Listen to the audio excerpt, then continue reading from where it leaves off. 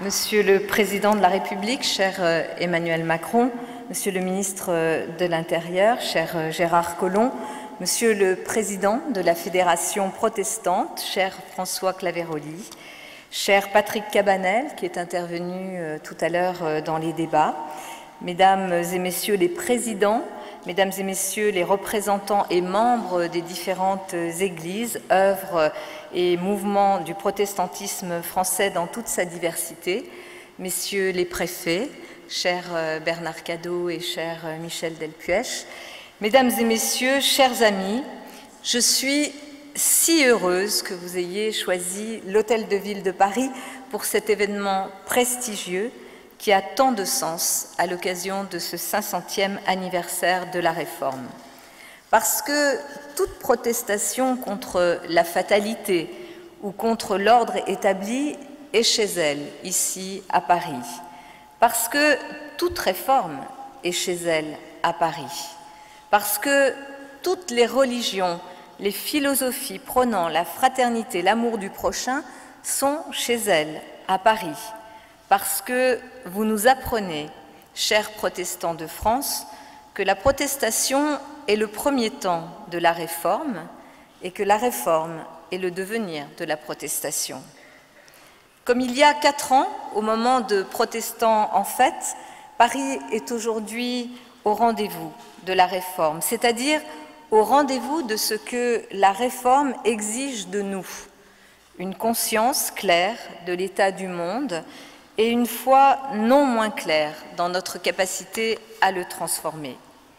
Il y a 500 ans, la Réforme a été un rappel à l'ordre pour l'Église, devenue sans doute pharisienne, pour la chrétienté aussi, devenue peut-être un peu trop immobile. Aujourd'hui, la Réforme en appelle à nos responsabilités vis-à-vis de la planète, vis-à-vis des exclus, des réfugiés, des migrants, de celles et ceux qui sont les laissés pour compte de la mondialisation. Elle en appelle également à nos possibilités, mais surtout à nos consciences.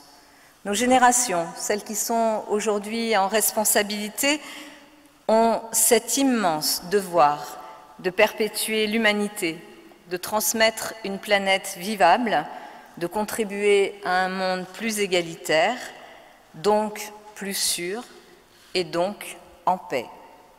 Mesdames et messieurs, il est impossible de séparer le souvenir de ce qu'a été la Réforme et le témoignage de ce qu'elle est, comme il nous est aujourd'hui impossible de séparer l'audace des réformateurs d'alors de l'audace des protestants d'aujourd'hui. Les uns comme les autres, s'attachant à être, à temps et à contre-temps, à l'avant-garde de l'amour et de la vérité. 500 ans après la Réforme, les protestants forment encore et toujours cette avant-garde. Et cela tient sans doute beaucoup à ce que j'appellerais votre sens du présent. Parce que les protestants ont toujours cru au présent, parce qu'ils ont toujours aimé au présent, parce qu'ils ont toujours vécu au présent, les protestants ont su, en tout temps, habiter leur époque. C'est ce qui a rendu votre témoignage constamment fécond au cours des siècles, et c'est ce qui rend aujourd'hui encore si rayonnant ce que vous faites au cœur de la cité. Même la commémoration qui nous réunit aujourd'hui est placée sous le signe du présent. Les protestants ont toujours su résister à la tentation de chercher un âge d'or dans les vestiges d'hier, ou à l'inverse, d'attendre pour demain. C'est sur aujourd'hui que leurs yeux sont ouverts, loin de toute forme de traditionnalisme ou, à l'inverse, de millénarisme. Les protestants doivent une grande part de leur rayonnement social à cet ici et maintenant qui préside à vos réflexions, autant qu'à vos actions, avec toujours la fraternité au cœur. C'est ce que fait la CIMAD, chère Geneviève Jacques, avec les étrangers depuis si longtemps, ce que font tant de paroisses, d'associations avec les exclus, les personnes handicapées et tous ceux que la société des hommes a écartés. Et je veux dire à quel point, ici, vous inspirez Paris dans votre engagement vis-à-vis des réfugiés. L'exigence des protestants sur le terrain social, nous l'entendons et nous la faisons nôtre.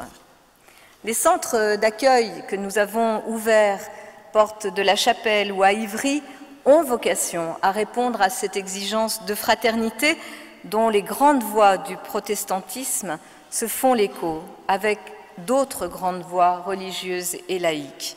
Et nous sommes ici au cœur de cet anniversaire qui nous réunit. La fécondité de la Réforme tient au lien très fort qu'elle a toujours établi entre la fraternité, l'altérité et la liberté.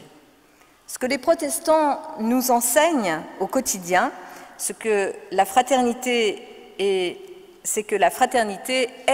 la convalescence de l'humanité, une convalescence de l'autre et pour l'autre. À cet endroit, je crois que se retrouvent tous les hommes et les femmes de bonne volonté, à commencer par les représentants des autres confessions qui sont avec nous ici ce soir. Je vois dans votre présence les catholiques, les orthodoxes, les juifs, les musulmans, une autre face du témoignage protestant, la capacité à dialoguer, qui va de pair avec la capacité à accepter la différence. Comme maire de Paris, j'adhère à votre engagement inconditionnel pour faire de notre ville une ville sanctuaire de la liberté, de la fraternité, au moment même où l'Europe traverse une des pires crises migratoires depuis la Seconde Guerre mondiale, au moment même où beaucoup s'attaquent à notre philosophie humaniste et à nos modèles démocratiques, nous démontrons qu'il n'y a pas de liberté sans égalité.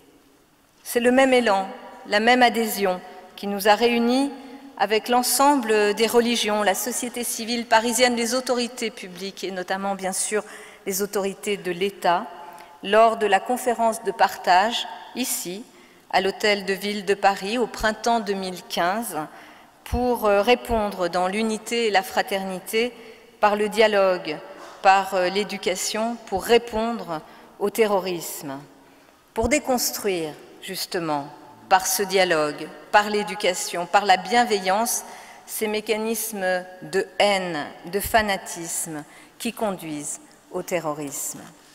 C'est cette image d'unité dans la diversité qui restera sans doute gravée dans ma mémoire, mais surtout qui est gravée dans l'ADN de Paris. La fraternité absolue trouve à se décliner dans l'univers du relatif, un univers que la Réforme a toujours cherché à investir pour le sanctifier, plutôt que pour le fuir. Je connais et j'apprécie vraiment la fécondité du dialogue interreligieux à Paris, et il n'est pas, à mes yeux, à côté de la laïcité. Il est au cœur de la laïcité, cette laïcité qui nous renforce, cette laïcité universelle. Et la laïcité, bien sûr, est une forme de fraternité. Elle nous rassemble. Et je sais que les protestants veilleront activement, comme ils l'ont toujours fait, à préserver ce bien commun. Il en va de notre capacité à accueillir l'autre sans craindre de n'être plus tout à fait nous-mêmes, de faire place à la diversité sans craindre qu'elle n'affecte l'unité. Nous sommes là au cœur des réflexions qui ont présidé à la Réforme, des réflexions intemporelles et donc des réflexions actuelles que nous devons comprendre avec humilité, car nous ne partons jamais d'une page blanche. L'histoire nous l'enseigne. Je n'oublie pas, dans les héritages du protestantisme, ce retour à la conscience individuelle, en laquelle je vois là aussi un formidable antidote à l'égoïsme, au rejet, à la peur, à la haine. Le protestantisme, comme toutes les grandes religions et les philosophies humanistes, les grandes consciences universelles qui nous ont guidés et inspiré nos démocraties dans ce monde troublé, nous aide nous aide à trouver un chemin afin de conjuguer ce que l'histoire nous enseigne avec cette obligation urgente d'inventer un avenir qui ne peut être que meilleur, un avenir qui inclut. Monsieur le Président de la République, Monsieur le Président de la Fédération protestante, en célébrant les 500 ans de la réforme autour de la fraternité, vous nous envoyez un signal très fort. Ce signal, Paris le reçoit et Paris l'amplifiera. Ce grand lecteur de la Bible que vous êtes sera d'accord avec moi si je dis que nous recevons dans la filiation, mais nous nous construisons dans la fratrie. C'est ce que j'ai retenu notamment de la prédication à laquelle j'ai assisté le 24 août à l'oratoire du Louvre. Fils et filles, nous le sommes. Frères et sœurs, nous le devenons. En nous laissant réformer par l'autre, encore une fois ce soir, la réforme porte du fruit en nous permettant de prendre conscience de notre état filial et de notre devenir fraternel. Je vous remercie.